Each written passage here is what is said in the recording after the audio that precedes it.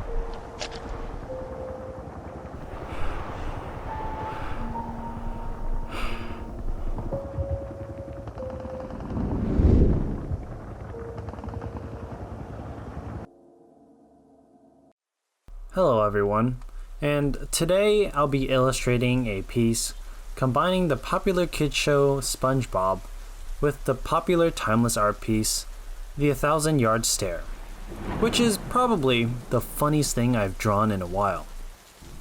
I came to this idea because I was tasked with making an art piece using this color palette. Art challenges like these are often hard because they limit your creative freedom and because they aren't made of natural colors. Like, where in real life have you only seen green, white, and red together?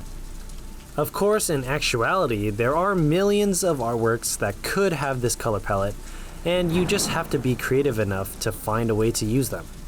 When I first saw this color palette, the first thing I thought of was blood due to the dark pinkish red, and for the green, I thought of Squidward. This might seem like the most outlandish idea ever. However, it does fit into the style of SpongeBob. The show was always so playful and funny, and they also had their share of over-detailed reaction shots, which are hilarious. So, hypothetically, if Squidward was ever shipped off to war, would this be how he would react? As a start, I sketched out the scene. Squidward with a helmet and a dead-eyed expression was pretty easy to draw. I also looked up a lot of reference pictures, which didn't actually help too much, but the purpose was to try to incorporate accurate elements of the Bikini Bottom and SpongeBob lore. One example of this is the tank that appears in one episode of SpongeBob, which I placed into the scene here. This was a really quick sketch because the idea was so easy. The character, pose, colors, and idea were already lined out before drawing, so it went smoother than any other drawing I've ever made in the past. I roughly added colors using the color palette to get a sense of how the final piece would look.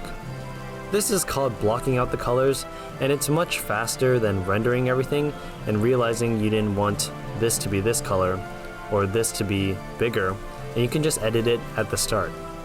If you were wondering why Squidward's mouth is brown, it's because in the original reference of the 1,000-Yard Stare, the soldier has facial hair. How the hell do you put facial hair on a squid?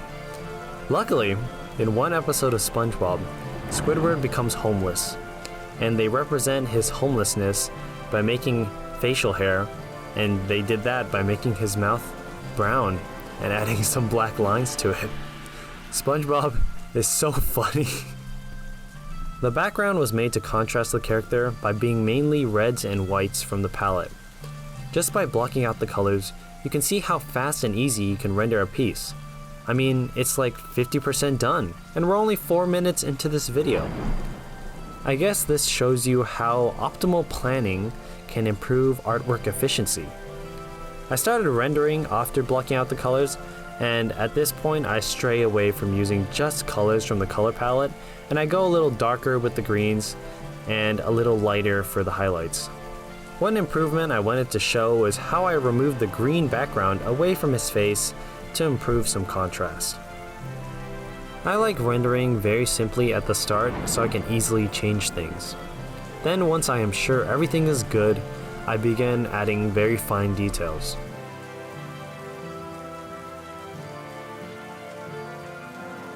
The face was first, and it was extremely fun to paint the wrinkles and griminess of his face.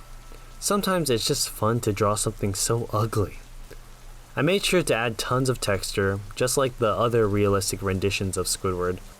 I also utilized a ton of red on his face to add more detail and to give a feel of dread. For example, the lighting on the clothes used to be a light green, but creatively I changed it to a light red to show off the red lighting and clouds in the sky.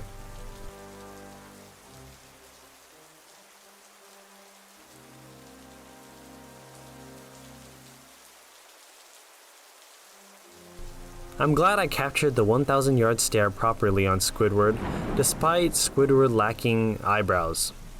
After he was rendered, I do the background. Drawing the bikini bottom, a mostly blue and green place, with the most opposing color, was interesting. I definitely gained a lot of experience drawing with reds. When I render, I use very limited brushes because I think overcomplicating things is bad, and I like relying on skill more. I simply use a square brush and a single texture brush of dirt or carpet or something. I also make sure not to over detail the background since it's only just the background. The building off on the other side I think will be the Krusty Krab, but bombshelled. Just a bit to add to Squidward's despair. Likewise, instead of being a forest in the original reference, I decided to change it to buildings instead. Of course, we can still make the buildings green to match the color scheme.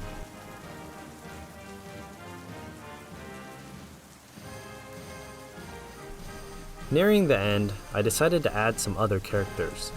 I settled with Patrick since he already has a war uniform reference, but I also decided to imply that SpongeBob probably died with these graves. I think the only thing that could face Squidward the most could be the absence of his quote-unquote favorite neighbor. Squidward in the show embodies the grown-up aspect of life, while SpongeBob and Patrick embody the youth and childhood of life. And if their balance was lost, I believe Squidward would suffer the most mentally with it. Patrick, on the other hand, would just become a pure pink meme-killing machine bent on world domination. And isn't it amazing how you can understand the SpongeBob character so well, even though we haven't watched the show in 10 years? Take this video as my love letter to SpongeBob. With that, the artwork is done. It was a rather short process. When I was making this piece, I was motivated and in the mood with good vibes and all, and I think that really helps you make good art really fast. It turned out much better than I thought. The colors pop and are unique, and it's such a funny piece. I actually have a long history of poking fun at kids shows in my extremely old YouTube videos, so it was nice revisiting that with my present channel. And if you like the artwork, feel free to share it by checking out my art Instagram in the description below.